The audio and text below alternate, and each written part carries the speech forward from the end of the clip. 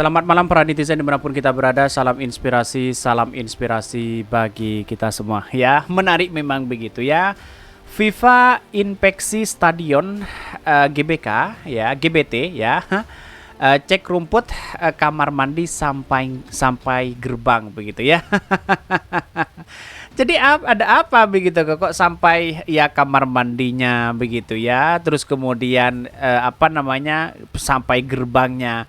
Bagaimana perbedaannya dengan yang di JIS begitu kan? Kan begitu logikanya begitu. Artinya selama ini kalau kita melihat bahwa ya sah-sah aja begitu kan. Tapi perlu diingat begitu. Kenapa kok sampai ke toiletnya begitu ya?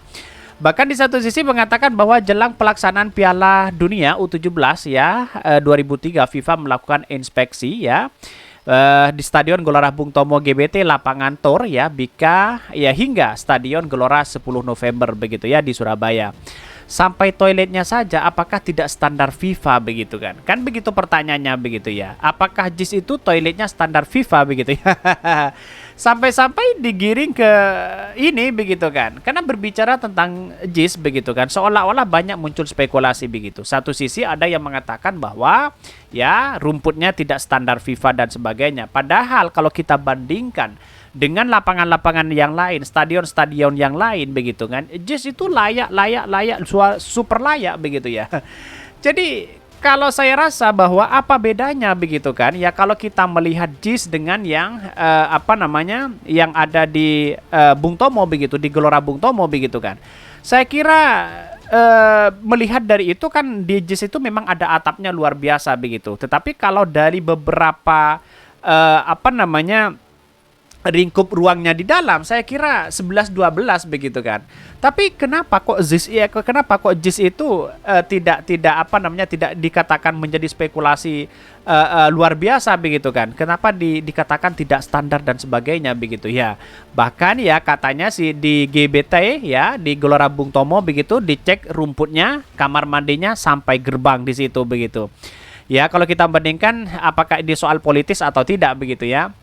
Bahwa keperwakilan FIFA didampingi Wakil Ketua Umum PSSI Ratu Tisa bersama ya jajaran pemerintah Kota Pemkot Surabaya, hadir pula perwakilan dari Kementerian Pekerjaan Umum dan Perubahan ya PUPR RI dan pihak berkepentingan yang lainnya.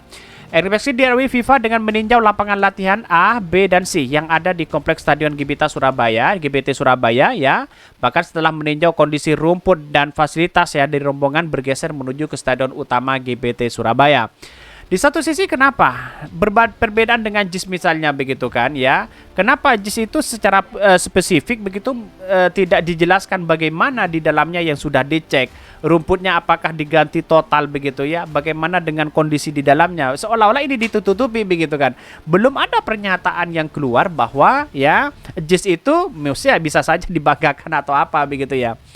Hari ini rombongan datang yang langsung menuju GBT. Di GBT tempat pertama yang dilihat adalah laporan latihan A dan B ya. Mereka melihat rumput kamar mandi, fasilitas yang lain dan sebagainya, kata Kepala Dinas Kebudayaan Kepemudaan.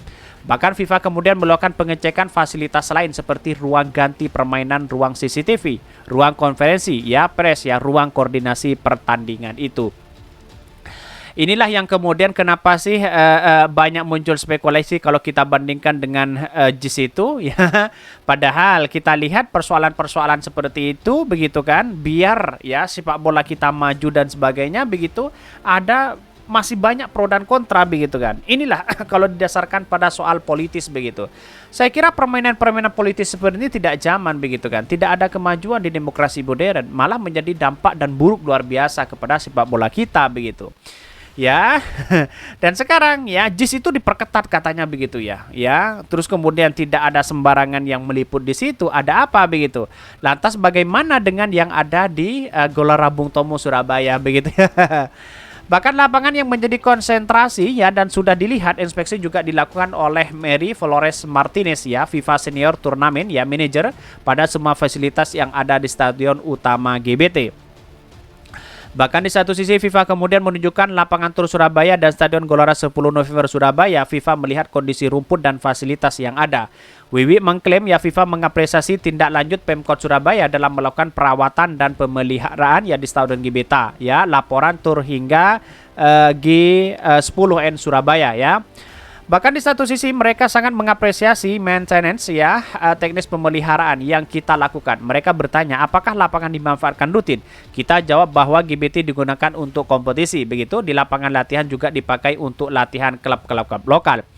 Di satu sisi, lebih lanjut ia menuturkan FIFA tidak memberikan catatan apapun dalam pelaksanaan ekspresi kali ini, sebab seluruh catatan tersebut telah diselesaikan oleh Pemkot Surabaya sejak bulan Maret 2023. Kalau di Surabaya, DGBT sangat diapresiasi luar biasa. Kenapa JIS itu tidak begitu? Bahkan pernyataan pun dari apa yang terjadi di JIS, ya paling tahu-taunya diganti rumput sana-sini begitu kan. Ini gimana begitu kan ya? Ya inilah karena memang di satu sisi saya lihat bahwa kepentingan politik itu sangat luar biasa pada hari ini begitu ya, di musim pemilu begitu.